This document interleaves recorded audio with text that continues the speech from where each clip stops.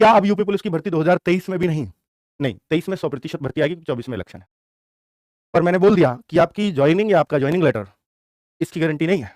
भर्ती आएगी, एग्जाम भी होगा, रिजल्ट कितने दिन लटकेगा इसकी गारंटी नहीं है, कितने दिन बाद आएगा, फिर कितने दिन बाद क्लियर होगी, इस बात की कोई गारंटी नहीं है।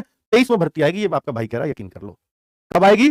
जुलाई भी हो सकता है, अगस्त भी हो सकता है, और भी उससे एक आध महीना ऊपर नीचे भी हो सकता है। ठीक है, अभी निकट भविष्य में ऐसा लगता है कि 4-5 महीने आपकी भर्ती का कोई जिक्र होने वाला है।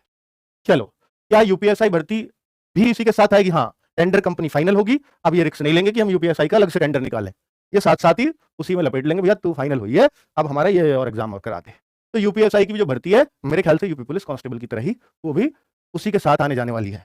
क्या रेडियो ऑपरेटर का एग्जाम भी लटकेगा? देखिए, अब यहां पर एक सितंबर अक्टूबर में आपको याद होगा कि एक आया था न्यूज़पेपर में आर्टिकल कि जो है ये भर्ती फाइनल, मतलब इसके लिए कंपनी फाइनल हो गई है, अब जल्द एग्जाम होगा सितंबर में। सबको होप लग गई कि आने वाला एग्जाम सितंबर अक्टूबर की बात है, और मैंने उस टाइम पे बोल दिया मार्च से पहले कोई एग्जाम नहीं है, आप तैयारी करते रहो बच्चों, मार्च अब आ ही जाएगा थोड़े दिन में।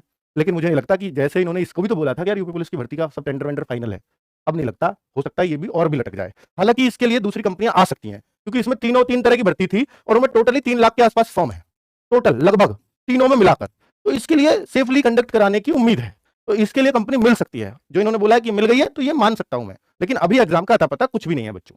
मुझे लगता है कि मार्च तक तो कुछ भी अता पता रहेगा, उसके बाद क्या आता है तो आर्टिकल पर ही डिपेंड रहना पड़ेगा हमें। क्या यूपी कांस्टेबल में एज छूट संभव है? अब इनको यार इतना अगर इनके अंदर इंसानियत है, तो सोचो ना कि यूपी पुलिस की भर्ती जो योगी जी पहले ही जो यूपी पुलिस दिवस है सितंबर अक्टूबर में आता है, उस दौरान पहली बार जिक्र हो चुका था इन वैकेंसीज का। 2021 से होप बनी हुई है बच्चों को, सितंबर 2021 से, और आज 2023 है, और 23 में भी हो सकता है सितंबर आ जाए। 2 साल तो आप ही लोग खा गए हो, कोरोना तो छोड़ ही दो, तो वैसे ही होप बन जाती है। एक और अच्छी इसके लिए पॉजिटिव खबर बता दूं, हालांकि यूपी से नेगेटिव खबर थी कि यूपीएसआई में भी बच्चे कोर्ट गए थे कि एज रिलैक्सेशन चाहिए, क्योंकि आपने भर्तियां बहुत लेट की हैं, कोरोना भी आया बीच में, कोर्ट ने रिजेक्ट कर दिया था। इसलिए हमें कोर्ट से भी उम्मीद नहीं लग रही थी कांस्टेबल में, कि सरकार ने नहीं दिया तो फिर कोर्ट भी उस आधार पर कैंसिल कर सकता है। लेकिन अभी सीआरपीएफ में एक कोर्ट का हाई कोर्ट का ऑर्डर आया है, और जब भी कोई भी फेवर में ऑर्डर आ गया हो, उसके बेसिस पे अगर कोर्ट में पेश किया जाए कि देखिए इस भर्ती में दिया गया है, तो एक मतलब पॉजिटिव होप तो बनती ही है। हालांकि वो सेंट्रल की भर्ती है, ये स्टेट की है, दोनों में फर्क है, पर कहीं ना कहीं बच्चा तो वही अप्लाई करने वाला होता है यार। ठीक है, बच्चों के करियर पे तो बराबर ही असर पड़ता है। तो उस कहीं ना कहीं उस ऑर्डर के बेस पर इसमें एक फैक्ट्स पेश किए जा सकते हैं कोर्ट के सामने। पहले ये चीजें हमारे पास नहीं थी, अब है, तो भर्ती में रिलैक्सेशन मिल सकता है। ठीक है, सरकार को ये सोच करके दे देना चाहिए कि 2 साल तो हमारी वजह से लेट है कि आप ही टेंडर फाइनल नहीं कर पा रहे। चलिए, तो ये अभी एक होप है। मैं पहले तो मना ही करता था इसमें, जब एक टाइम से आ जाती, तो क्योंकि इन्होंने विधानसभा में साफ साफ मना किया है कि हम देने वाले ही नहीं है, हम एज रिलैक्सेशन नहीं देंगे, ये विधानसभा में बोला है। बहुत बड़ी बात है, पर वो भी अब बोले हुए को भी 8-10 महीने हो गए हैं। ठीक है, ज्यादा ही हो गया। और ट्विटर अभियान से फायदा हो सकता है क्या? बेटा, ट्विटर अभियान से फायदा तब होता है कि टेंडर फाइनल हो गया, सब कुछ फाइनल है, अब पता नहीं क्यों लेट कर रहे हैं। समझना मेरी बात को, टेंडर भी फाइनल है, सब कुछ ठीक ठाक है, अब लेट क्यों कर रहे हैं हमें पता नहीं है। हम ट्विटर अभियान से उन पर चोट करते हैं कि हम भूले नहीं है। पर बच्चों, अभी तो हमें हकीकत ही पता है यार कि ट्विटर से होगा क्या जब इनकी कंपनी फाइनल नहीं है। कुछ भी नहीं, हमने करा था अक्टूबर में ट्विटर अभियान, लेकिन उस तक हमें यह था कि इन्होंने बोला था कि ट्विटर भैया ये कंपनी फाइनल है। आज आज हमें स्थिति पता चली है, और 3 महीने बाद कि कंपनी फाइनल नहीं है। तो भाई जब कंपनी फाइनल नहीं है तो ट्विटर अभियान क्या कर लेगा इनका? ठीक है, और इसलिए इन्होंने आल बवाल जवाब दिए थे उस टाइम पे कि कोई नहीं कह रहा कि 5 साल में कोई भर्ती नहीं हुई। ऐसा कुछ जवाब दे रहे हैं बताओ? हम तो ये कह ही नहीं रहे कि 5 साल में भर्ती नहीं हुई, हम तो कह रहे हैं कि भर्ती निकालो जिसके लिए आप वादा करते हैं।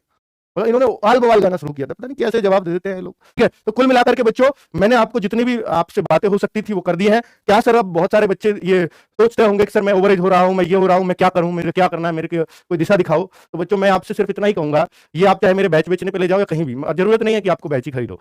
एमटीएस की वैकेंसीज है 12,500 कुछ, फिर जुलाई में दोबारा वैकेंसीज है, वही जून में ही 2 बार एमटीएस की वैकेंसी इस साल मिल रही है। 2024 में सेंट्रल का इलेक्शन है, इसलिए ये वैकेंसीज की भरमार है, और वैकेंसीज बहुत जल्दी कंप्लीट भी होंगी।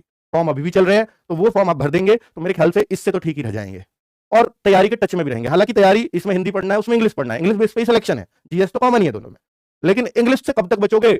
ये भी बच्चों, मतलब मैं तो ये कहूंगा कि हिंदी माध्यम के बच्चों को वास्तव में इंग्लिश से थोड़ा सा डर लगता है, पर मैं कहूंगा कि बेटा एक बार प्रयास तो करो। मैथ से आधी मेहनत इंग्लिश सीखने में लगती है, जब तक डरते रहोगे तब तक कुछ नहीं आएगा, लेकिन जब आपने एक बार प्रण कर लिया किसी चीज को सीखने का, तो हर कोई सीख सकता है।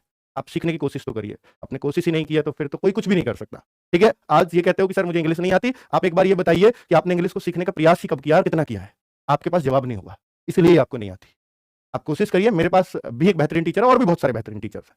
ठीक है, मैं लेकर के आ रहा हूँ जो हिंदी माध्यम के बच्चे हैं, स्पेशली उनके लिए उस टीचर को लाया हूँ, विपिन भाटी सर। बिल्कुल अपने आप भी सरकारी स्कूलों से पढ़ करके इंग्लिश सीखिए, वही संघर्ष जानता है कि क्या बच्चों के सामने आती है अपॉर्चुनिटी। तो ठीक है बच्चों, तो कुल मिलाकर के आप देख लीजिएगा, हम लोग प्रयास कर रहे हैं। अगर आपने एमटीएस के लिए इंग्लिश सीखी है तो आपके ऑप्शन बहुत सारे खुल जाते हैं, सीएचएसएल भी खुल जाता है, सीजीएल भी खुल जाता है, सीपीओ भी खुल जाता है। इसकी वजह से इंग्लिश ना सीखने की वजह से सारे ऑप्शन बंद है। ठीक है, तो आप प्रयास कीजिए, हम आपके साथ हैं, जितना भी हो सकेगा। 2.5 से 3 महीने में कहता हूं 3 से 4 घंटे इंग्लिश पढ़ लो, क्योंकि एमटीएस में इंग्लिश ही पढ़नी है आपको, तो इतना टाइम तो दे ही सकते हो। तो एक बहाना भी है कि हमें इंग्लिश के ही पढ़ना है और कुछ पढ़ना ही नहीं है। ठीक है, मैथ्स रीजनिंग तो क्वालिफाइंग है उसमें, वो तो 40 में से 12 करने हैं, तो सिर्फ इंग्लिश ही पढ़नी है। तो एक मौका भी है, और आपको पता भी है कि इसके बिना सिलेक्शन नहीं होगा, तब आप पढ़ भी पाते हो। ठीक है, और तभी पढ़ पाते हो आप जब आप पे ही प्रेशर हो। ठीक है बच्चों।